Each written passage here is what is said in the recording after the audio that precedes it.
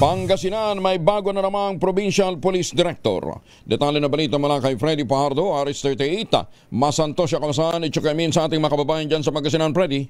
Masantos siya kabusan Kuyang Angel. Nagkaroon ng turnover of command ceremony para sa bagong mamumuno sa Pangasinan Police Provincial Police Office na isinagawa kahapon araw ng Martes, July 15 sa Pangasinan Police Provincial Office na pinangunahan ni PNP Regional Office 1 Director Police Brigadier General Dindo Reyes, kung saan pinalitan ng hindi pa nag-iinit ang puwet sa upuan na si outgoing PNP Pangasinan Acting Provincial Director Colonel Ricardo David. Ito'y pinalitan ni incoming Officer in Charge Police Colonel Arbil Merculio.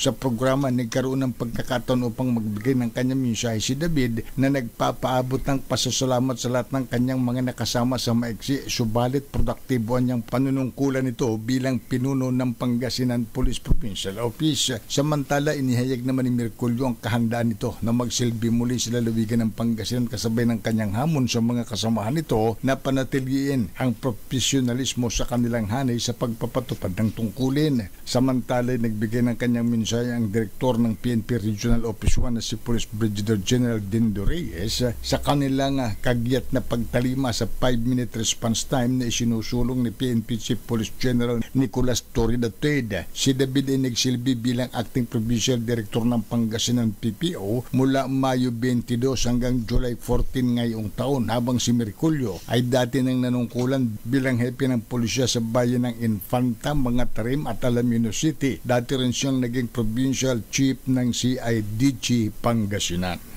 Ito si Freddy Pajardo, Aris 30, taguulat para sa DCRH, una sa Pilipinas, una sa Pilipinas. Maraming salamat, Freddy.